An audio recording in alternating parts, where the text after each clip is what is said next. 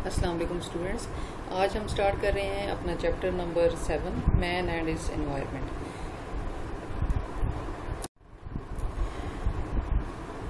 Students, living organisms जो हैं वो जिस एनवायरनमेंट में भी रह रहे होते हैं उसमें वो जो है वो डिपेंड कर रहे होते हैं नॉन लिविंग ऑर्गेनिजम्स पे, और इसी तरीके से जो नॉन लिविंग एनवायरनमेंट है ऑर्गेनिजम्स की वो डिपेंड करती है लिविंग ऑर्गेनिजम्स पे। तो इस तरह से दोनों मिल के जो हैं वो उस जगह पे जितनी जो कुछ भी एक्टिविटीज़ हो रही होती हैं दोनों मिल के उसको कंट्रोल कर रहे होते हैं। अब जो लिविंग थिंग्स हैं किसी भी जगह की उनको हम कहते हैं बायोटिक ऑर्गेनिजम्स या बायोटिक कंडीशंस कहलाती हैं वो। और इस तरीके से जितनी भी फिज़िकल एक्टिविटीज़ हैं या जितनी भी नॉन लिविंग थिंग्स हैं उस जगह की, they are known as abiotic conditions और कंपोनेंट्स ऑफ दैट एनवायरनमेंट। तो जब हम स्टडी करते हैं उन लिविंग थिंग्स और नॉन लिविंग थिंग्स की आपस में जो कोऑर्डिनेशन है या जो आपस में उनका रिलेशनशिप है, जब उसको हम स्टडी करते हैं तो एक ख़ास ब्रांच है बायोलॉजी की जिसमें उसको स्टडी किया जाता है और वो ब्रांच जो है वो कहलाती है इकोलॉजी। अब जब हम देखते हैं लेवल्स ऑफ बायोलॉजिकल सिलेक्शन, तो हम देखते हैं कि जो लिविंग ऑर्गेनिजम्स हैं किसी भी जगह पे उसमें दो चीज़ें बड़ी इम्पोर्टेंट हैं। वहाँ पे जो ऑर्गेनिज्म रह रहे हैं उनकी दो टाइप्स आप कह सकते हैं। एक जो है वो किसी भी एक स्पीशीज़ से बिलोंग करते हैं, वो डिफरेंट ग्रुप बनाएंगे, और अगर हम डिफरेंट स्पीशीज़ को इकट्ठा करके देखें तो वो एक डिफरेंट ग्रुप बनाएंगे। अगर हम किसी एक स्पीशी के ऑर्गेनिजम्स को स्टडी करें किसी भी स्पेसिफिक एनवायरनमेंट में या हैबिटेट में, जिस जगह पे वो रह रहे होते हैं किसी भी ख़ास स्पेसिफिक जोग्राफिकल एरिया में at a particular time, then this is known as population.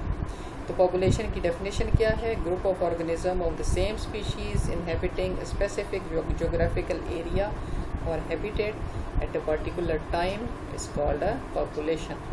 अब डिफरेंट पॉपुलेशंस जो हैं दे मेक अप कम्युनिटी, क्योंकि पॉपुलेशंस जो हैं they belong to a single species while community consist of different species. तो इस तरह से आप कह सकते हैं कि जो पॉपुलेशंस हैं डिफरेंट वो मिल के बना लेती हैं कम्युनिटी। तो कम्युनिटी जो है उसमें डिफरेंट स्पीशीज़ जो हैं वो पाई जाती हैं। अब यहाँ पे आपको साथ ही स्पीशी की डेफिनेशन जो है वो भी याद कराई गई है नीचे वाले जो पिंक जो बॉक्स है इसके अंदर। Species is a group of organisms which can intervene freely in nature to produce fertile offsprings. इसके बाद हम देखते हैं लेवल्स ऑफ बायोलॉजिकल सिलेक्शन जो है। ये तो पॉपुलेशन कम्युनिटी तो आपने देख ली। अब जितनी भी पॉपुलेशंस हैं और जो कम्युनिटीज़ हैं ये सब मिल के बना लेती हैं इकोसिस्टम। इकोसिस्टम क्या है? कोई भी एरिया जहाँ पे लिविंग थिंग्स जो हैं जिसमें पॉपुलेशंस आ जाती हैं, कम्युनिटीज़ भी आ जाती हैं, ये जो हैं ये मिल के इंटरेक्ट कर रही होती हैं विद नॉन लिविंग एनवायरनमेंट और abiotic component of that environment. तो उसको हम इकोसिस्टम कहते हैं। इकोसिस्टम जो है वो बहुत छोटा भी हो सकता है, एक पॉन्ड हो सकती है, एक लेक हो सकती है, एक फॉरेस्ट हो सकती है, और पूरी दुनिया जो है वो भी एक इकोसिस्टम हो सकती है जिसमें बेशुमार लिविंग ऑर्गेनिजम्स हैं और इस तरीके से नॉन लिविंग ऑर्गेनिजम्स हैं, और सब के सब जो हैं वो इंटरडिपेंडेंट है, एक दूसरे पे डिपेंड कर रहे होते हैं और उसके बगैर सर्वाइव नहीं कर सकते। जैसे कि जो प्लांट्स हैं वो अपनी नॉन लिविंग एनवायरनमेंट पे डिपेंड कर रहे हैं, वहाँ से वो कार्बन डाइऑक्साइड लेते हैं, ऑक्सीजन लेते हैं सांस लेने के लिए। इस तरीके से सॉइल जो हैं वो वाटर लेते हैं। तो अगर ये सब चीज़ें उन्हें ना मिल रही हों तो फिर वो ना सर्वाइव कर सकते हैं और ना ही वो इतना इम्पोर्टेंट अपना रोल प्ले कर सकते हैं कि जितनी भी बाकी जो इकोसिस्टम है वो सब का सब डिपेंड कर रहा है प्लांट्स के ऊपर, लेकिन प्लांट्स के लिए अपनी नॉन लिविंग एनवायरनमेंट बहुत ज़रूरी है।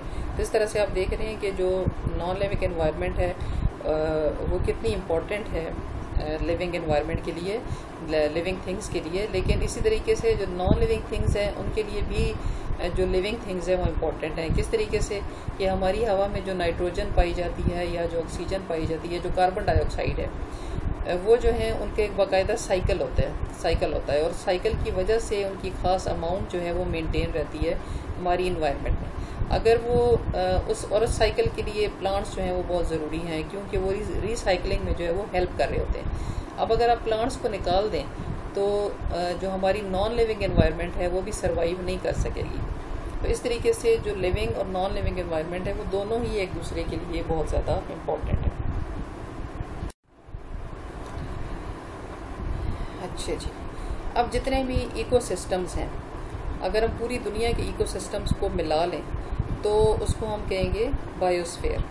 बायोस्फीयर जो है वो हर जगह पे प्रेजेंट है, ओशंस के अंदर भी है, और इसके अलावा माउंटेन्स जो हैं, बड़े बड़े जो पहाड़ हैं, उनके टॉप्स के ऊपर जो है वो भी ये पाई जाती है। वहाँ भी बेशुमार स्पीशीज़ हैं लिविंग थिंग्स की, और नॉन लिविंग एनवायरनमेंट तो प्रेजेंट ही है। और जो पहाड़ हैं वो कितने 20 किलोमीटर्स तक उनकी थिकनेस हो सकती है। तो आप देख रहे हैं, सबसे पहले आपने सबसे छोटा जो था उसका कंपोनेंट वो देखा, वो क्या था? स्पीशीज़ जो है वो मिलके बना लेती हैं पॉपुलेशन फिर मिल के बनाती हैं कम्युनिटीज़ मिल के बनाती हैं इकोसिस्टम, और इकोसिस्टम्स जितने भी दुनिया के हैं दे together make up the biosphere. तो ये सबसे बड़ा आप कंपोनेंट कह सकते हैं इकोसिस्टम का। बॉक्स में क्या है? The biosphere makes a thin layer surrounding the planet earth. If you consider the earth as the size of an apple then the biosphere will be as thick as the apple skin. जो living things जो हैं दुनिया के ऊपर, वो तकरीबन की thickness कितनी है? अगर आप पूरी दुनिया को कंसिडर कर लें एक एप्पल की तरह से, तो सिर्फ जो बायोस्फीयर है वो सिर्फ उसकी जो ऊपर छिलका होता है, जो उसकी स्किन है, सिर्फ इतनी है। बाकी जो है वो जगह खाली है अब लिविंग ऑर्गेनिज्म से। तो आप सोच सकते हैं कि इतनी बेशुमार चीज़ें जो हैं ज़मीन के ऊपर जो पाई जाती हैं, इसके बावजूद भी उनकी हैसियत क्या है ज़मीन के ऊपर? सिर्फ इतनी कि जितनी एक एप्पल की स्किन होती है। अब देख लेते हैं हम इकोसिस्टम को डिटेल में कि इकोसिस्टम जो है वो किन किन चीज़ों से मिल के बना हुआ होता है। तो जैसे कि मैंने अभी आपको बताया कि इकोसिस्टम जो है वो उसके दो बेसिक कंपोनेंट्स हैं। एक जो है उसका नॉन लिविंग कंपोनेंट है जिसमें सब नॉन लिविंग थिंग्स आ जाती हैं, उसे हम कहते हैं उसका abiotic component. A means not और बायोटिक मीन्स लिविंग। तो ये नॉन लिविंग कंपोनेंट है इकोसिस्टम का। और दूसरा है बायोटिक, जिसमें सब की सब लिविंग थिंग्स जो हैं वो प्रेजेंट होंगी। नॉन लिविंग थिंग्स में अब इम्पॉर्टेंट फैक्टर्स कौन कौन से हैं? लाइट है, air, water, soil, basic elements and compounds. Biotic components में सब के सब लिविंग थिंग्स आ जाएंगे। और अब हम देखेंगे कि बायोटिक कंपोनेंट्स में कौन कौन से पार्ट्स जो हैं वो हम उसमें उनको क्लासीफाई कर सकते हैं। सबसे पहले हम ऊपर बॉक्स में देख लें कि इसमें क्या लिखा है। Omnivores are the consumers that eat animal flesh as well as plants and animal products. Find examples of omnivores. ये अब आप उन्हें खुद ये काम करना है, आप खुद देखें कि एक तो ओमनीवोर्स होते क्या हैं। मैं भी अभी आपको बताऊंगी फिर से, लेकिन फिर भी इतनी देर आप अपने जहन में खुद सोचें कि ओमनीवोर्स क्या होते हैं और इनके एग्जाम्पल्स क्या क्या हैं। छोटी क्लासेस में आप पढ़ चुके हैं। तो सबसे पहला और बेसिक कंपोनेंट जो है किसी भी इकोसिस्टम का, दे आर प्रोड्यूसर्स। प्रोड्यूसर्स किस बेस पे इन्हें कहा जाता है? वो क्या प्रोड्यूस करते हैं, क्या बनाते हैं? वो फूड बनाते हैं। और अगर किसी भी इकोसिस्टम में प्रोड्यूसर्स प्रेजेंट ना हो तो, क्योंकि फूड जो है वो एनर्जी प्रोवाइड करती है, तो इसलिए जो इकोसिस्टम है वो सर्वाइव नहीं कर सकता विदाउट एनर्जी। तो इसमें अब आप खुद सोच रहे होंगे कि प्रोड्यूसर्स क्या हैं। प्रोड्यूसर्स आर दी प्लांट्स, और इसके अलावा एक तो हायर प्लांट्स हैं, इसके अलावा जो सिंपल प्लांट्स हैं जिसमें एल्गी आ जाते हैं, फोटोसिंथेटिक बैक्टीरिया आ जाते हैं जो बहुत छोटे होते हैं, माइक्रो स्कोप से नज़र आते हैं, तो वो भी जो हैं वो प्रोड्यूसर्स हैं क्योंकि वो भी अपनी फूड खुद बना रहे होते हैं। ये ऑर्गेनिजम्स क्या करते हैं कि वो सिंपल जो कम्प्लेक्स ऑर्गेनिजम्स हैं, कंपाउंड्स हैं, उनको मिला के और अपनी फूड बनाते हैं। और वो सिंपल कंपाउंड्स कौन से हैं? कार्बन डाइऑक्साइड और वाटर, और उसको मिला के ये अपनी फूड बनाते हैं, यानी ग्लूकोज। और किन से बनाते हैं? इनऑर्गेनिक रॉ मटेरियल से। इनऑर्गेनिक कौन से हैं? Carbon dioxide and water. तो ये इनकी जो प्रोड्यूसर्स का रोल क्या है कि ये बेसिस बनाते हैं किसी भी इकोसिस्टम की। तो यहाँ पे आपकी बुक में क्या लिखा हुआ है? Terrestrial ecosystem. टेरेस्ट्रियल कौन सा होता है? जो ज़मीन के ऊपर हो। Plants are the main producers. इसमें प्लांट्स जो हैं वो मेन प्रोड्यूसर्स हैं। एक्वेटिक इकोसिस्टम में क्या है, the main producers are the floating photosynthetic organisms, mainly algae. अब उसमें आमतौर पे जो पानी है उसमें बड़े बड़े प्लांट्स तो होते नहीं हैं, तो उसमें एल्गी जो है जो फ्लोट कर रही होती है पानी के अंदर, तो वो जो है वो मेन प्रोड्यूसर्स हैं वाटर के, और उनका क्या कहते हैं, phytoplanktons and shallow water rooted plants. जहाँ पे पानी थोड़ा सा कम होता है तो वहाँ पे जो है वो छोटे छोटे प्लांट्स प्रेजेंट होते हैं जिनकी रूट्स जो हैं वो ज़मीन के अंदर प्रेजेंट होती हैं। और कौन सी ज़मीन, जो पानी के अंदर है, लेकिन चूँकि पानी वहाँ पे कम है इसलिए जो बाकी इनका पोर्शन है वो आमतौर पे पानी के ऊपर ही होता है। अच्छा जी, तो प्रोड्यूसर्स क्या कर रहे हैं, they are the base of the food chain of the ecosystem, क्योंकि वो फूड बना रहे हैं और फूड जो है वो इम्पॉर्टेंट है सारे इकोसिस्टम के लिए। अब इसमें कई टाइप्स हैं प्रोड्यूसर्स की, प्लांट्स भी हैं, एल्गी हैं, फोटोसिंथेटिक बैक्टीरिया हैं। तो टेरेस्ट्रियल इकोसिस्टम में तो प्लांट्स आ जाते हैं सब के सब जो हायर प्लांट्स हैं, और जो एक्वेटिक है यानी जहाँ पे पानी है वहाँ पे एल्गी जो हैं वो भी हैं, और उसके बाद फोटोसिंथेटिक बैक्टीरिया भी प्रेजेंट है जो हवा में भी हैं। नेक्स्ट जो हैं वो हैं कंज्यूमर्स, क्योंकि ये कंज्यूम करते हैं, इस्तेमाल करते हैं उस फूड को कि जो कि प्रोड्यूसर्स ने बनाई है। तो प्रोड्यूसर्स क्या हैं, ऑटोट्रॉफ्स, क्योंकि वो खुद अपनी फूड बना रहे हैं। और ये क्या हैं, हेट्रोट्रॉफ्स। हेट्रोट्रॉफ्स आपको पता होगा कि वो organisms which can not make their own food and they depend for food on the producers. अब कंज्यूमर्स जो हैं उनमें एनिमल्स भी आ जाते हैं, फंजाई भी आ जाते हैं, क्योंकि फंजाई भी अपनी फूड नहीं बना सकते, प्रोटोजोन्स यानी यूनिसेलुलर ऑर्गेनिजम्स, और बहुत से बैक्टीरिया, क्योंकि ऊपर जो जिक्र हुआ वो तो सिर्फ फोटोसिंथेटिक बैक्टीरिया में हुआ। ये सिर्फ कुछ बैक्टीरिया होते हैं, बहुत कम मकदार में होते हैं कि जिनके अंदर क्लोरोफिल प्रेजेंट होती है और वो अपनी फूड खुद बना सकते हैं। लेकिन ज़्यादातर जो बैक्टीरिया हैं वो फूड बनाने के काबिल नहीं होते, तो वो औरों पे डिपेंड करते हैं अपनी फूड के लिए। अच्छा जी, अब इनमें भी फिर आगे फर्दर जो है क्लासिफिकेशन हो सकती है। सबसे पहले हर्बीवोर्स आ जाते हैं। ये क्लासिफिकेशन हम किस बेस पे करते हैं कि हम ये देखते हैं कि जो कुछ इनमें से कंज्यूमर्स हैं वो डायरेक्टली प्लांट्स को खाते हैं, उन्हें हम कहते हैं हर्बीवोर्स। हर्ब कहते हैं प्लांट को, और वोर का मतलब कि उसको खाने वाला। दूसरा है कार्निवोर्स। कार्निवोर्स जो हैं ये गोश्त खाते हैं, यानी ये खा रहे होते हैं गोश्त, हर्बीवोर्स का। और कार्निवोर्स के बाद जो थर्ड टाइप है वो है ओमनीवोर्स की, जो ऊपर आपने देखा। ओमनीवोर्स जो हैं वो हर्बीवोर्स की तरह पत्तों को भी खाते हैं, मतलब प्लांट्स को भी खाते हैं, प्लांट्स के डिफरेंट पार्ट्स को खाते हैं, और कार्निवोर्स की तरह गोश्त भी खाते हैं, मतलब ये दोनों चीज़ें खाते हैं, प्लांट्स को भी और फ्लैश भी खाते हैं दूसरे एनिमल्स का। हर्बीवोर्स की एग्जांपल्स यहाँ पे दी गई हैं, cattle, deer, rabbit, grasshopper, they all eat on plants. तो ये क्या है, सब के सब दे आर हर्बीवोर्स।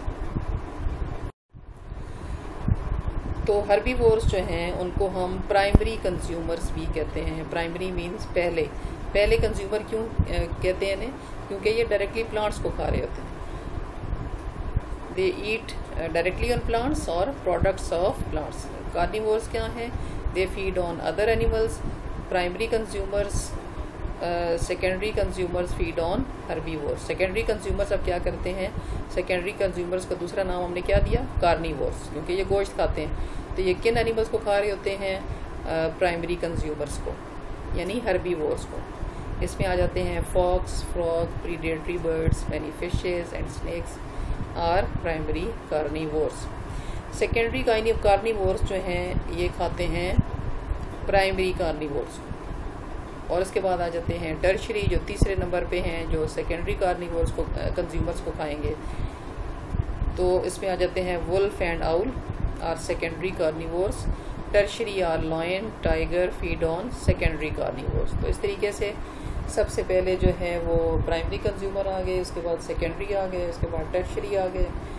तो प्राइमरी जो है दे डायरेक्टली ईट प्लांट्स, और फिर जो सेकेंडरी है they depend on primary consumers for their food, and tertiary consumer depend for their food on secondary consumer. तो इस तरीके से ये एक चेन लाइक स्ट्रक्चर बन जाती है, जिसमें सबसे ऊपर आ जाएंगे प्राइमरी कंज्यूमर, उसके बाद सेकेंडरी, और उसके बाद टर्शरी आ जाएंगे।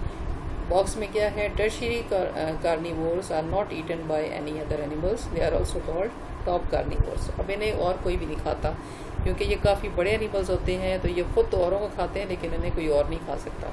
तो इस तरीके से ये एक बहुत इंपॉर्टेंट पॉइंट है, और इस तरह की छोटी छोटी चीज़ें जो हैं वो MCQs के लिए बहुत इंपॉर्टेंट होती हैं। इसके अलावा जो चैप्टर के स्टार्ट में आपने देखा पॉपुलेशन और कम्युनिटी, वो भी अक्सर शॉर्ट क्वेश्चन में आ जाता है। डीकम्पोजर्स जो हैं ये अब क्या करते हैं, इनके नाम से आपको पता चल रहा है कि जिस वक्त कंज्यूमर्स की और प्रोड्यूसर्स की डेथ हो जाती है तो उनकी बॉडी जो है उसकी ये ब्रेक डाउन करते हैं, और उनके अंदर जो कम्प्लेक्स ऑर्गेनिक कंपाउंड्स प्रेजेंट हैं उनकी वो डिके में हेल्प करते हैं, गलने सड़ने में हेल्प करते हैं, और उनको चेंज करते हैं इनटू सिंपल कंपाउंड्स।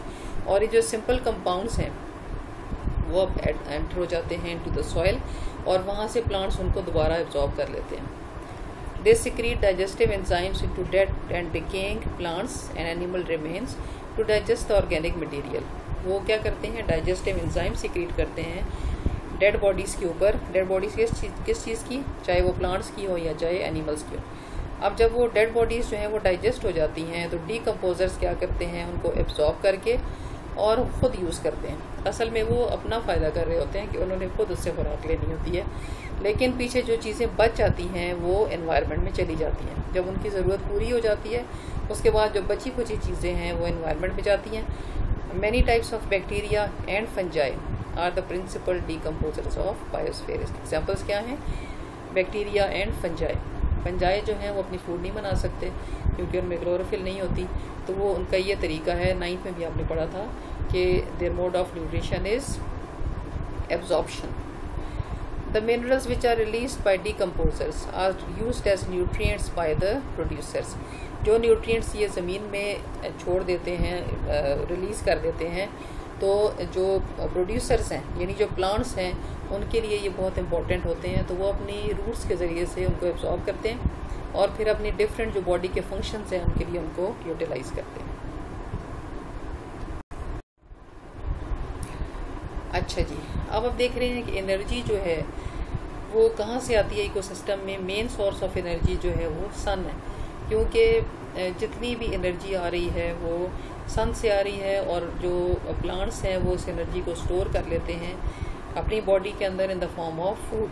अब जब प्लांट्स जो हैं जिन्हें हम प्रोड्यूसर्स भी कहते हैं, उनको जब हर्बीवोर्स खाते हैं तो ये जो एनर्जी है ये चली जाती है उनकी बॉडीज़ के अंदर, और इस तरीके से एनर्जी जो है वो मूव करती है एक एनिमल से दूसरे में, या एक ऑर्गेनिज्म से दूसरे में, दूसरे से तीसरे में, तीसरे से चौथे में। लेकिन जो फ्लो ऑफ एनर्जी है in an ecosystem it is unidirectionally, एक डायरेक्शन में मूव करती है, ये वापस फिर नहीं आ सकती। जब एक लेवल से ये अगले लेवल में चली जाती है तो फिर ये पीछे की तरफ को वापस नहीं आ सकती। अब हम डायग्राम से कैसे देखते हैं, सोलर एनर्जी है, ये चली जाती है प्रोड्यूसर्स में, और प्रोड्यूसर्स जो हैं वो कन्वर्ट करते हैं केमिकल एनर्जी में, और ये जो केमिकल एनर्जी है ये बॉडी एक्टिविटीज़ में यूटिलाइज होती है। लेकिन साथ साथ आप देख रहे हैं एनर्जी लॉस भी हो रहा है in the form of heat. यहाँ पे भी हीट लॉस हो रहा है। तो आपने फिज़िक्स में एक लॉ पढ़ा होगा कि energy can never be created not destroyed, but it can only changes it's form. एक फॉर्म से दूसरे में कन्वर्ट होती है लेकिन इसका लॉस नहीं होता। लेकिन यहाँ पे देख रहे हैं आप कुछ ना कुछ लॉस बहरहाल होता है in the form of heat. तो सोलर एनर्जी जो है ये चली जाती है प्रोड्यूसर्स में, और वो उसको अपनी बॉडी के अंदर ग्लूकोज में कन्वर्ट कर लेते हैं, अपने जिस्म का हिस्सा बना लेते हैं, और उस फिर एनर्जी को यूज़ करते हैं डिफरेंट बॉडी एक्टिविटीज़ के लिए। जो पीछे बचती है वो अब चली जाती है हर्बीवोर्स तक, लेकिन फिर यहाँ पे हीट की फॉर्म में लॉस हो रहा है। हर्बीवोर्स जब इनको खाते हैं प्रोड्यूसर्स को तो उनकी बॉडी का हिस्सा ये बन जाती है, लेकिन फिर हीट का लॉस होगा, और साथ साथ ये अपनी बॉडी एक्टिविटीज़ के लिए यूज़ करेंगे। रिमेनिंग जो एनर्जी है जब हर्बीवोर्स को कार्निवोर्स खाएंगे तो ये उनकी बॉडी में चली जाएगी, एनर्जी वहाँ ट्रांसफ़र हो जाएगी। फिर हीट लॉस है, फिर एनर्जी लॉस होगी in the form of heat, और ये भी अपनी बॉडी एक्टिविटीज़ के लिए इसको यूटिलाइज़ करेंगे, कुछ अपनी बॉडी का हिस्सा बनाएंगे, यानी एसिमिलेशन होगी उनके अंदर। यहाँ पे फिर हीट की फॉर्म में लॉस हो रहा है एनर्जी का, इधर भी लॉस हो रहा है, और साथ साथ ये भी बॉडी एक्टिविटीज़ के लिए यूज़ करते हैं।